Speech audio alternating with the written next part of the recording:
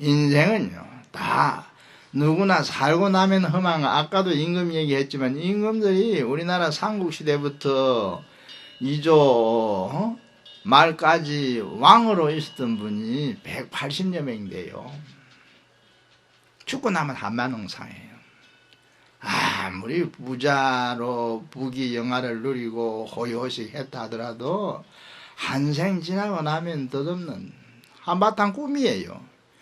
어제까지 우리가 살아왔던 거는 지금 생각해 보면 꿈속의 기억과 똑같은 거예요.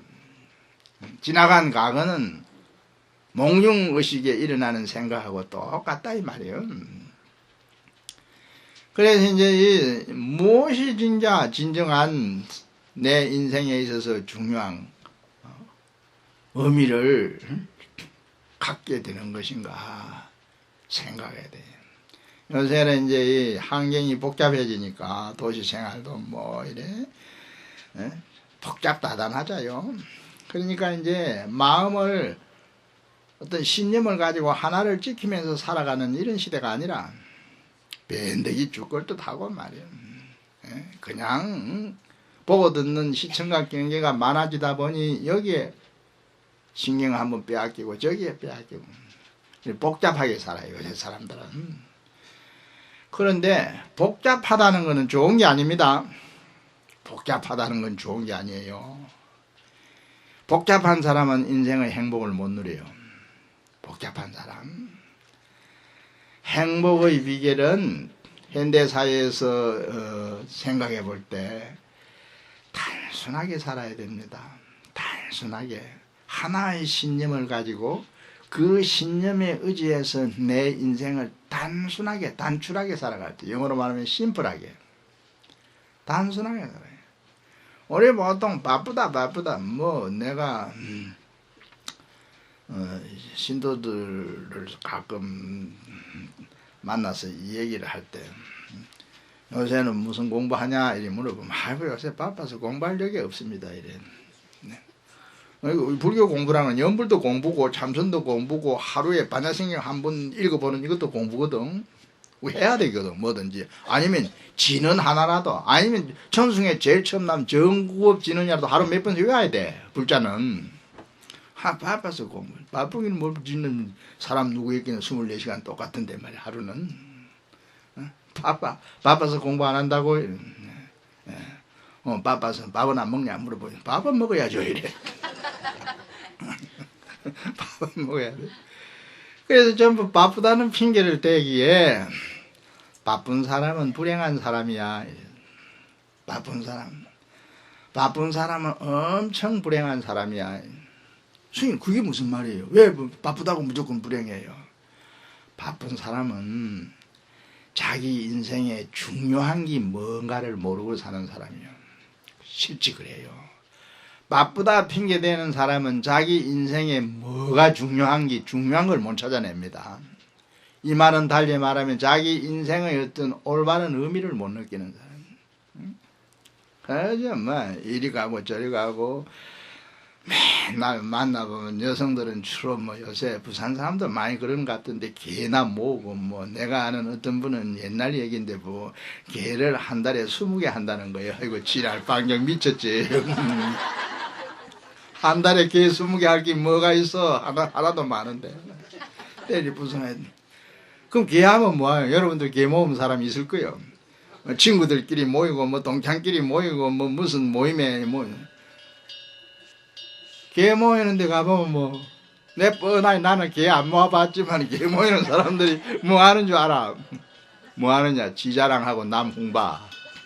딱 분석해 보면은 사람 특히 여성들이 더 그래.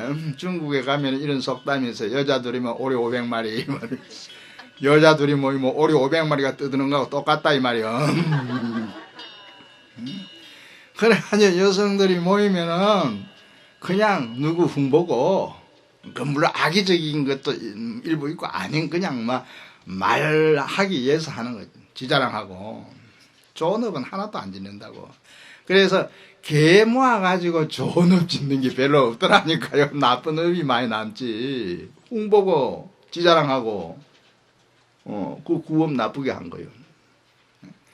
그래서 우리가 현대사회에 살아가는 어떤 생활 구도를 놓고 볼 때 고쳐야 될 게 많거든요. 개선해야 될 점. 그래서 좀 심플하게 염불을 하는 마음 가장 단순한 마음입니다.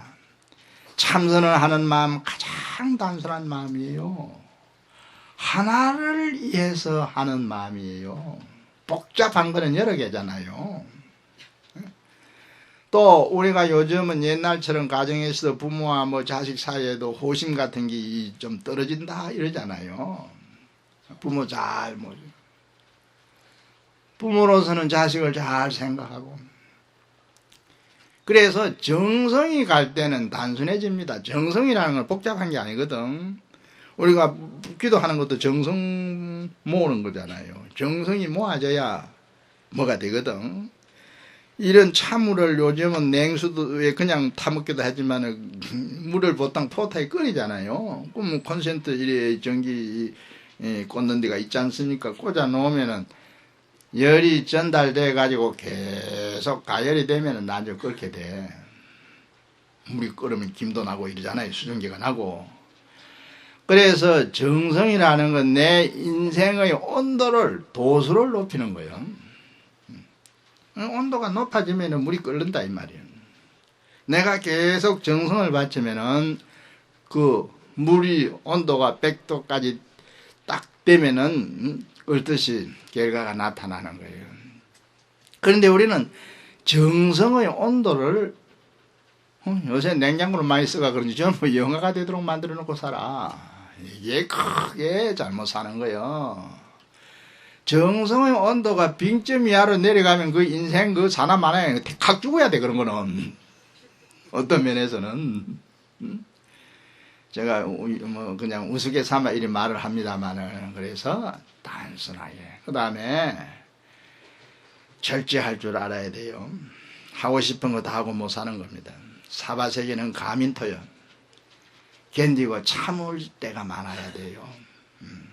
이거는 사람 사이에 저 사람이 나를 예를 들면은 뭐 해꾸지하고 모욕을 하고 이럴 때 그 인욕 참는 것만 아니라 내 마음을 절제할 줄 알아야 된다니까. 쓸데없는 호기심, 충동 이게 그래서 절제하는 마음이 돼야 돼요. 이 사람이 잘 사는 사람입니다. 하고 싶은 거 다 하고 부산 사람들은 뭐 보면은 부산하게 살지. 복잡하게 사는 게거든. 부산하게 절제하지 못하고 뭐 무슨 소문 들으면 우르르 몰려가는 건 제일 잘하지. 하기야 뭐 그 덕에 전국의 사찰이 좀 잘 되기도 해요. 부산신도 전국 사찰 안 가는 데가 없다거든. 강원도 가도 부산 사람, 충청도 가도 부산 사람, 전라도 가도 부산 사람.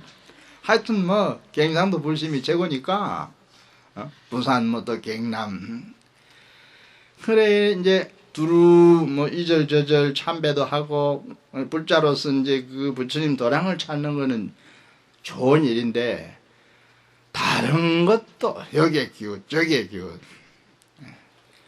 때로는 절제한다. 필요 없는 것 때로는 우리가 버릴 줄 알아야 됩니다. 쓰레기는 버리죠. 쓰레기는 버려야 되는 게거든. 때로는 버릴 줄 알아야 돼. 필요 없는 거. 공연한 호기심에 끌려가가지고 순간적인 충동에 의해서 낭패를 보는 일이 없도록 그렇게 처신을 하면서 살아가야 된다 이 말이에요. 그래서 절제하는 게 행복의 비결이라니까. 행복의 비결. 세 번째는 정성 바칠 곳을 찾아야 됩니다. 우리는 다행히 불교를 믿는 신심으로 정성을 바칩니다. 자식이 부모를 위해서 지극지성 호를 할 때 그 정성이 모아지고 부모도 자식을 위해서 자나깨나 잘 키워야 되겠다는 일념으로 사람이 마음이 한결같으면요. 마음이 한결같으면은 이 한결같은 이 마음이 불가사의한 영험을 불러옵니다. 왜요? 옛날에 어느 진주분이었는데 종갓집이었는데 아들이 고등학교 때 공부를 제대로 못해요. 그런데 어머니가 불심이 깊은 분이었습니다. 대학을 가야 되는데 이거 사촌 형은 하나 있었는데 공부를 잘해가지고 서울에 대학을 거뜬히 들어갔어요. 사촌 종갓집은 자기가 이제 형이고 말하자면은 남편의 그 동생 되는 그 아들이 먼저 대학을 들어갔어요. 근데 어머니가 어쩌고 우리 아들도 대학을 들어가야 됐겠는데 어쩌고 걱정을 하다 그분이 친정이 고성이었습니다. 저 충무 가는 쪽에 고성. 시댁은 진주에 있었고 그 친정에 결혼 전부터 어머니 따라다니던 절이 하나 있었어요. 마음을 스스로 이제 어머니로서의 자기 마음을 스스로 달래기 위해서 한 일이라고 볼 수 있죠. 기도를 아들 대학 들어가게 해 주십시오 하고 기도를 해서 백일 기도를 마침 기도를 하러 갔는데 어느 스님이 열심히 기도를 하고 있어. 어떤 스님이었느냐 제가 아는 스님인데 지금 살아계신 노 스님이에요. 젊었을 때 얘기인데 한 40년 전 얘기예요. 이 스님의 속가 어머니가 돌아가서 그 출가한 스님이지만은 속가 어머니가 돌아갔다 하니까 마음이 안 돼서 혼자 조용히 49제를 지장기도 49인 해가지고 이제 그 지내주는 거예요. 그냥 출가한 스님이니까 어머니 사후에 참 극락세계에 왕생해서 안락을 누리십시오. 그래 기도를 해주는 49일 동안 딱 49제 지내는 날에 맞춰서 기도를 모시고 있었단 말이에요. 이 백일기도 부처를 진주 사는 신도님이 갔을 때 이 스님은 참 출가해가지고 호도 못한 그런 참 불호를 범했다는 생각도 있고 정성껏 어머니를 위해서 기도할 거 아니에요. 새벽에 일찍 이제 도랑석하고 천수물 갈아 이제 법당에 올리고 기도를 한다. 이 어머니가 기도를 와가지고 하루 따라 해봐서 점검도 하고 스님이 저래 한 며칠 친정이고 이제 고성 쪽이니까 신심이 나가지고 말이에요. 새벽에 도랑석 할 때 합장하고 스님 됐다던 지극지성으로 기도를 해 며칠 동안.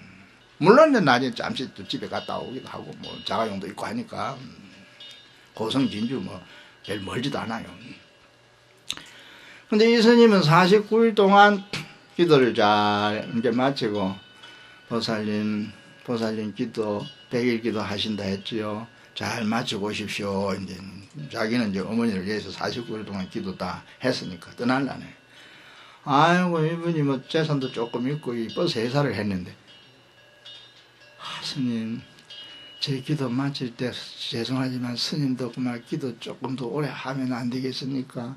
스님 기도하는데 제가 따라 정근하고 하니 너무 좋은데 스님 웬만하면은 그만 제 기도하는 기간 동안에 스님도 기도 좀 더 오래 해주십시오. 청을 해서 그동안에 스님한테 뭐 고향물도 이래 좀 갖다 주고 뭐 이래 참 신심이 본인이 지극하거든.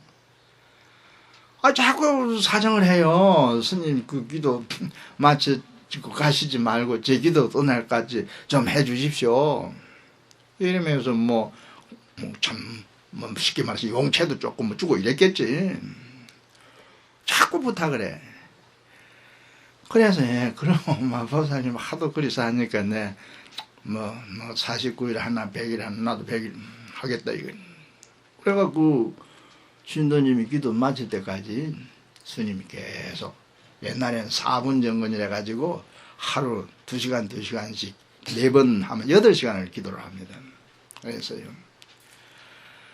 그 어머니가 근데 아들은 그러니까 학교 찾아가지고 사정에 원서 쓰고 이제 먼저 서울에 그 대학에 들어간 사촌 형이 또 와서 지도도 하고 동생이라고 사촌 동생이라고 그리고 학교에서 아이고 아무개는 뭐 하도 그래서 하니까 원서는 써줍니다만은 지금 나온 성적으로는 합격 바라볼 수가 없습니다. 이러는 거예요.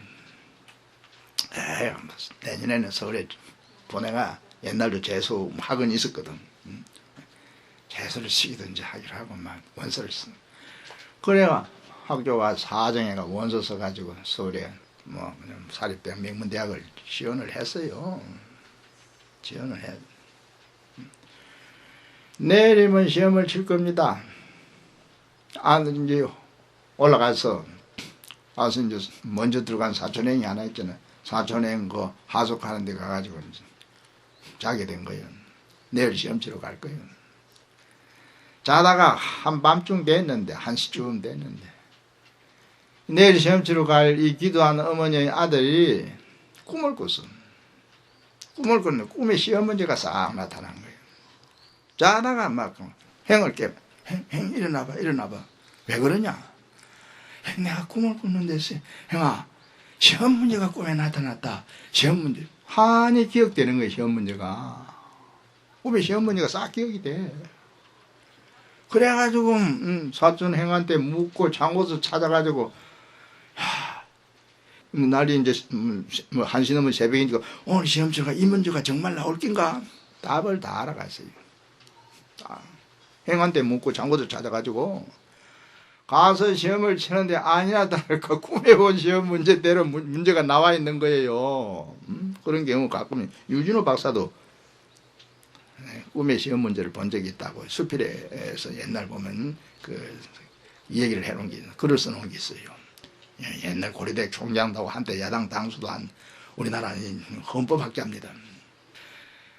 그래. 그런데 이제 문제는 가령 공부를 못하던 아들이 어쩌다가 뭐 기도 영험을 위해서 그 문제가 꿈에 보여가지고 그 답을 알아가지고 합격될 때 제대로 공부해나겠느냐. 그 순간에 머리가 터져버려요. 장학생으로 합격돼가지고 계속 장학생으로 졸업을 하는 거예요. 그러니까 이런 불가사의한요 머리가 터졌고요. 그 어머니의 모성이 아들의 팔자를 완전히 고쳐준 하나의 사례예요. 부산에도 그런 분이 있더라고요. 내 아는 변호사 한 분, 이름은 거명 안 하겠습니다만, 고등학교 학력 가지고 사법고시, 행정고시 양가를 파서 했는데, 어머니의 지각한, 대학교도 안 갔어요. 대학교도 안 가고, 고등학교 다닐 때도 공부 잘하지도 않고, 군대 갔다 오고 나서 늦게 사야지. 당구장에 맨날 당구 치다가. 근데 어머니가 평생 소원이 아들 잘 되는 거예요. 아들 위해서 공들이고. 그래서 어디 가서 물으니까 자주 얘기도 나오긴 나오네. 간운이 있는데 나중에는 배설도 할 수 있는데 어찌 공부를 안 하는데 간운이 있으면 뭐하나. 그러나 맨날 집에서 그 옛날 미신 조금 원시적으로 초롱굴에 참기름 같은 들기름 같은 언니를 불을 켜놓고 맨날 기도하는 거예요. 오로지 어머니는 아들을 위해서 일념으로 정성을 다 쏟은 거예요. 그러면서 내가 어제 사주를 보러 갔더니 간운은 있다는데 니 속으로 공부 좀 해라. 고등학교 나오면서도 그냥 공부 잘해. 우등생이 돼본 적 한 번 없어요. 그러면 맨날 당구장에 가서 당구를 치고 놀고. 그런데 어머니가 하도 아들을 위해서 정성을 쏟았던지 어느 날 아들이요. 나 돈 좀 주소 하는 거예요. 뭐 하려고? 줘보소. 내 쓸 데가 있다. 어디에 쓸 낀 거 말해라. 책을 몇 권 사고 책 산다고 돈 달라는 거예요. 얼마나 반가운지 그만 어머니가 그래 돈을 주었어. 아버지는 일찍 돌아가시고 이제 뭔가 그래도 조금 재산이 큰 부자는 아니지만 조금 있었던 분이었어요. 하니까 와가지고 제가 물론 고등학교까지 나왔지만 사법고시 공부하는 책을 한 보따리 사오더라는 거예요. 와가지고 이제 보수동 쪽인 건데 독서실도 있고 집에 맨날 책만 보는 거예요. 밖을 안 나가고 책을 봐요. 어머니가 신심이 나가지고 맨날 밤늦게까지 종기분 공을 듣는, 옛날 사람은 진짜 손을 비비고 이렇게 기도를 한 옛날 얘기네. 아유, 그러니까 그때부터 아들이 독서 산매이대로 책 보는데 하루 종일 밥 먹으라 해야 책상에 일어나서 밥 먹으러 나오고 계속 책만 보는 거예요. 또 이런 걸 연대가 맞았다, 숙인이 와닿았다, 이렇게 말할 수 있어요. 그래가지고 1년쯤 공부를 하더니 처음에 이제 1차, 2차 뭐 이런 게 있는데 1차는 합격하고 2차 때 어머니가 알았더니 불이 뭐 일제 힘이 없어가지고 아이고 이번에는 안 되겠구나. 두 번째 볼 때는 불에 힘이 나고 뭐 어머니가 영감이 있어. 아들 보고 네 이번에는 들키다. 그래가지고 사법고시 합격하고 좀 있다가 또 행정고시 장난삼아 고등학교 학력으로 양가 파스한 사람은 그분밖에 없어요. 옛날 뭐 전국적으로 공부 잘한 수재들 얘기면 상가를 파스한 사람이 있다, 양가를 파스했다 이런 말이 있는데 다 대학 나오고 파스했지. 고등학교 학력으로만 양가를 파스한 사람이 그분 하나밖에 없습니다. 이 공부의 예를 가지고 내가 하나 소개했는데 이 메시지, 이 말에 정성이 지급하면 일념에 충실하면은 저기 와요. 일념에. 우리는 일념에 충실하지 한마음 한생각에 충실하지 못한단 말이에요. 복잡하니까 보고 듣는 게 많아지니까. 그래서 행복은 일념의 정성이 모아질 때 누려지는 것입니다. 그래서 단순하게 생각을 살아야 되고 절제하고 살아야 되고 어딘가 정성을 좀 극진히 쏟을 그게 호심이라도 좋고 아니면 사랑하는 어떤 부부 사이나 애인 사이나 상대방을 위해서 내 모든 걸 다 바치겠다는 지극지성 되면은 거기서 영험이 나오는 거라니까요. 인생살이는 따지고 보면 간단한 거예요. 근데 우리는 번뇌가 자꾸 일어나는 대로 망상이 일어나는 대로 흐트러진 마음이 되고 복잡한 생각. 이래. 그리고 쓸데없는 우리가 제대로 아는 게 별로 없어요. 세상에 대해서 뭐 뉴스 보고 신문 보고 뭐 이 소문 듣고 그런 어떤 잡다한 지식 이걸 가지고 자기 정신을 혼란스럽게 어지럽히고 놓고 사는 거예요.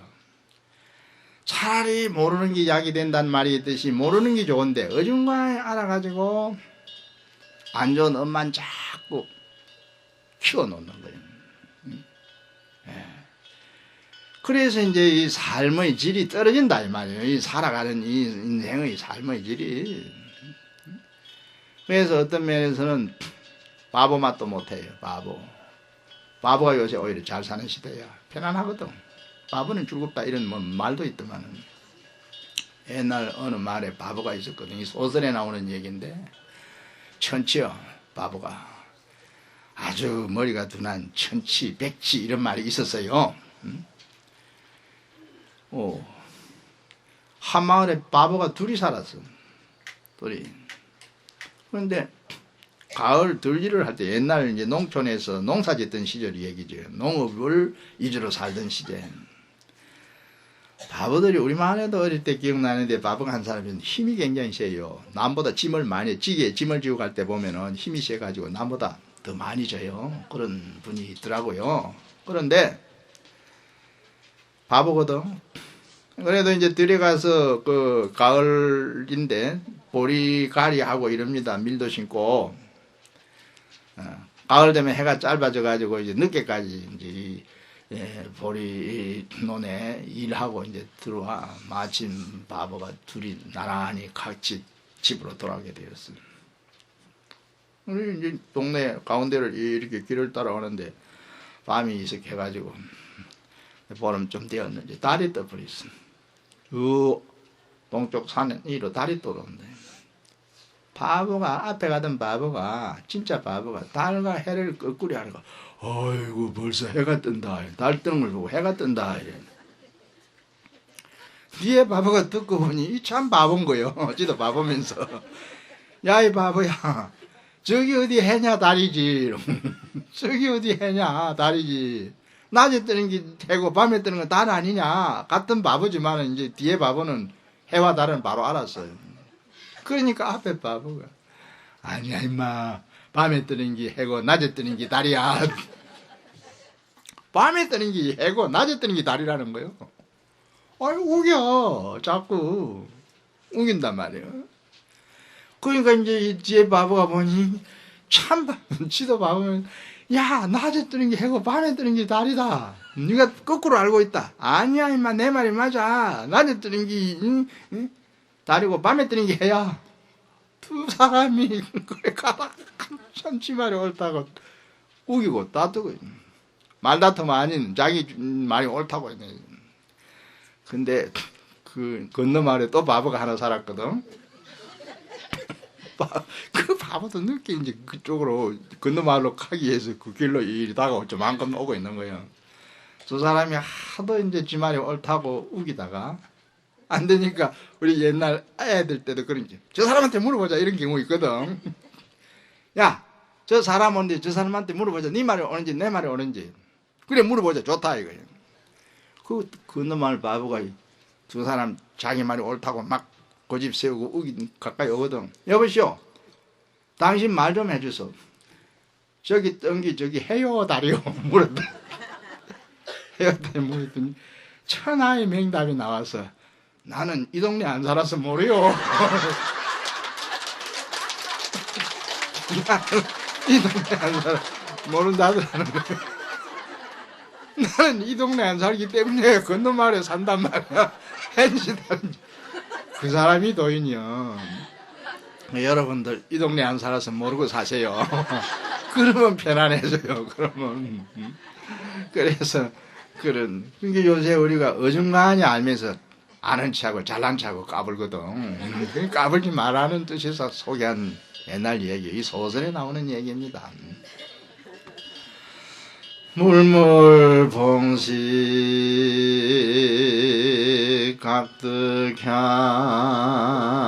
각득향이요 하풍도처 진춘양이로다나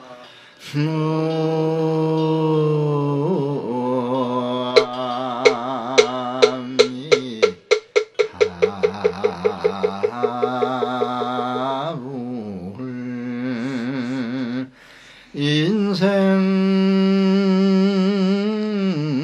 고락은 종신기니 하란조래 만사강이로다나